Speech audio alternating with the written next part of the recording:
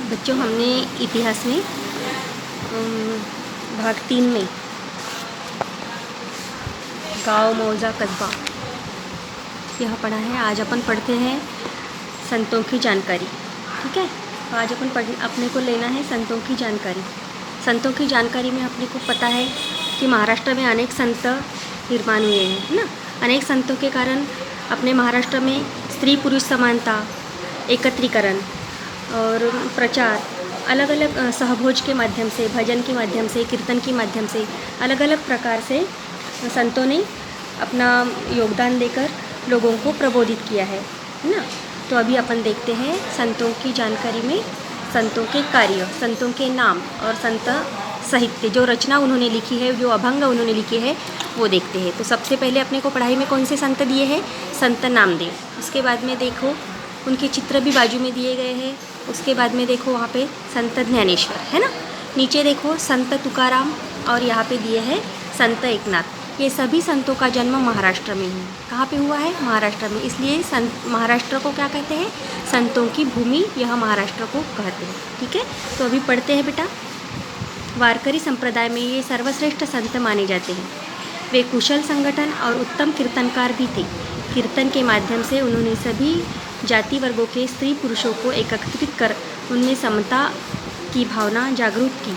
नाचू कीर्तनाचे रंग, ज्ञानदीप लाऊ जगी, संसार में ज्ञान और भक्ति का दीप जलाने की उनकी यह प्रतिज्ञा थी। उनके अभंग असब मतलब रचनाएं प्रसिद्ध है। उनकी सीख का प्रभाव अनेक संतों और सामान्य जन पर पड़ा। संत नामदेव अपने विचारों का प्रचार करते हुए पंजाब गए। उनके लिखे पद गुरु ग्रंथ साहिब ग्रंथ में समाविष्ट है। उन्होंने भागवत धर्म का संदेश गांव-गांव में प्रचारित करने का कार्य किया। उन्होंने पंढरपुर में श्री विठ्ठल के महाद्वार के सम्मुख संत चोखामेळा की समाधि का निर्माण करवाया और उनका यह कार्य अविस्मरणीय है। हमने ये अभी पढ़ा है। उसके बाद में आपको भी ये और पढ़ना है, और पढ़ने के बाद में आपको उसको समझना है। तो अपन यहाँ पे देखते हैं अभी ये कौन से संत हैं। ये है संत नामदेव। कौन है? संत नामदेव। अनेक ग्रंथ और अनेक रचनाएं उन्होंने लिखी है। अनेक ग्रंथ रचनाएं उन्होंने लिखी है। उनके लिखे हुए ग्रंथों को, अभंगों को कहाँ पे किसमें है? गुरु ग्रंथ साहिब में भी उसका समावेश किया है। वारकरी संप्रदाय के सर्वश्रेष्ठ संत कुशल संगठन और उत्तम कीर्तनकार थे। वारकरी संप्रदाय के मतलब जो संत थे, वो जो महाराष्ट्र में संत बने हैं, वो जो संत थे वो सभी कैसे थे? कुशल और उत्तम थे। काय के लिए उत्तम थे? संगठन करने के लिए, नागरिकों का संगठन करने के लिए, स्त्री पुरुषों को समानता दिलाने के लिए वह किसके साथ में लड़े? जनता को उन्होंने समझाया। स्त्री पुरुष समानता के बारे में उन्होंने अपने अभंगों से, कीर्तन के माध्यम से, अभंग के माध्यम से समझाया। और संत चोखामेळा की समाधि भी किसने निर्माण की है? संत नामदेव ने। संत चोखामेळा ये भी संतों के साथ में रहने वाले एक संत थे। अलग अलग जाति धर्म के सभी संत एक साथ रहते थे, है ना। सभी जाति धर्म के सब संत एक साथ रहते थे। समाज के विभिन्न वर्गों से संत तैयार हुए थे। तो सभी संतों को एक साथ रहने के बाद में अगर किसी का कुछ हो गया तो उनकी समाधि, संत चोखामेळा की समाधि का निर्माण किसने किया था? संत नामदेव ने। ठीक है, ये संत नामदेव। अब देखते हैं अपन संत ज्ञानेश्वर। संत ज्ञानेश्वर वारकरी संप्रदाय के विख्यात संत थे। उन्होंने संस्कृत ग्रंथ भगवत गीता का मराठी में टीका ग्रंथ लिखा। इस ग्रंथ का नाम ज्ञानेश्वरी है। इसे भावार्थ दीपिका भी कहते हैं। साथ ही उन्होंने अमृतानुभव ग्रंथ की रचना की। उन्होंने अपने ग्रंथों और अभंगों द्वारा भक्ति मार्ग का महत्व बताया। उन्होंने ऐसा आचरण धर्म बताया जो आचरण सामान्य जन कर सकते हैं। वारकरी संप्रदाय को धर्म की प्रतिष्ठा प्राप्त करा दी। उनका जीवन अत्यंत प्रतिकूल परिस्थिति में बीता, परंतु उन्होंने अपने मन का संतुलन नहीं खोया और कटुता भी नहीं हुई। कटुता भी नहीं रखी। ज्ञानेश्वरी में लिखित पसायदान उदात्त संस्कार करता है। संत ज्ञानेश्वर के भाई संत निवृत्तिनाथ और संत सोपानदेव तथा बहुत बहन मुक्ताबाई की काव्य रचनाएं प्रसिद्ध है।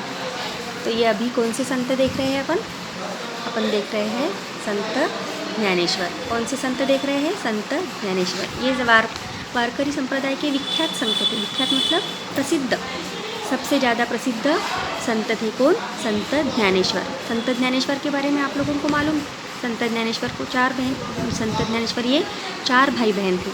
संत ज्ञानेश्वर, निवृत्तिनाथ, सोपान और मुक्ताबाई, ये 3 भाई और इनको एक बहन थी। वो बहन का नाम क्या था? मुक्ताबाई, जो अपने को यहाँ पे लास्ट में बताया है। ठीक है, तो संत ज्ञानेश्वर का जन्म कहाँ पे हुआ? संत ज्ञानेश्वर का जन्म पैठन के पास में आपेगांव गाँव में हुआ।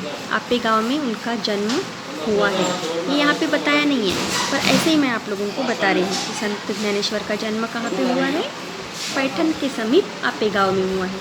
उन्होंने अलग अलग ग्रंथों की रचना की, और जो भगवद गीता है इसका मराठी में उन्होंने संवाद किया, जैसे मराठी में समझाया लोगों को।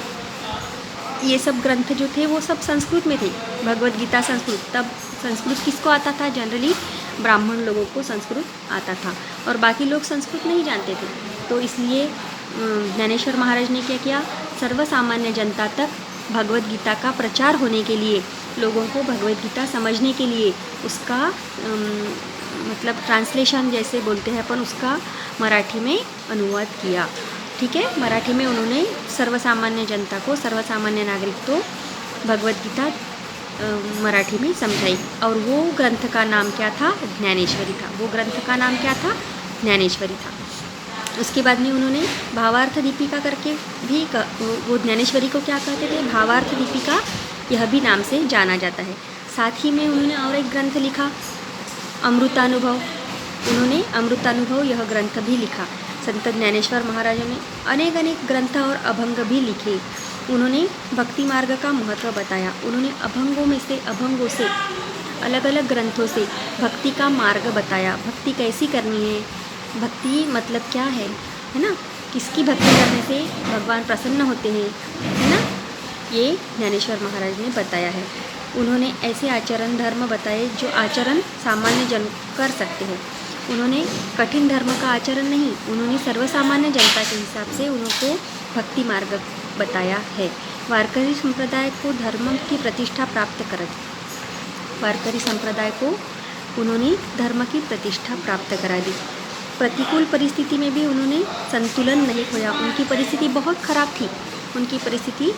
ख़राब थी, उसके बाद में भी उन्होंने अपना संतुलन न खोते हुए लोगों को ज्ञान देना छोड़ा नहीं, संतुलन नहीं खोया और कटुता भी नहीं रखी। और लोगों ने जो लोगों ने उनको तकलीफ़ दी उनके साथ में भी उन्होंने कटुता रखी क्या? नहीं, कभी कटुता नहीं रखी। उनके साथ में भी वह अच्छी ही रही। ज्ञानेश्वरी में उन्होंने पसायदान लिखा। पसायदान जो अपन बोलते हैं, पसायदान जो बोलते हैं वो पसायदान में अनेक उदात्त संस्कार उन्होंने बताए हैं। वो पसायदान हम लोग हमेशा स्कूल में बोलते हैं। आता विश्वात्मके देवे, येणे वाग्यज्ञे तोषावे, तोषोणी मज द्यावे पसायदान। ये पसायदान जो है वो हमेशा अपन स्कूल में बोलते हैं। ये पसायदान में बहुत सारे संस्कार उन्होंने अपने को बताए हैं। उसके बाद में संत ज्ञानेश्वर महाराज के भाई कौन थे? निवृत्तिनाथ और सोपानदेव। कौन थे? निवृत्तिनाथ और सोपानदेव। निवृत्तिनाथ और सोपानदेव के साथ में उनकी बहन थी एक मुक्ताबाई। ये तीनों ने भी अनेक काव्य रचनाएं लिखी, अनेक ग्रंथ लिखे और उनको भी प्रसिद्ध किया गया। ये ग्रंथों को भी प्रसिद्ध किया गया। उसके बाद में देखते हैं अपन संत एकनाथ। ये संत एकनाथ भी प्रसिद्ध संत थे। महाराष्ट्र में चले भक्ति आंदोलन के ये महान संत थे। ठीक है बेटा, यहाँ तक देखते हैं। इसके बाद में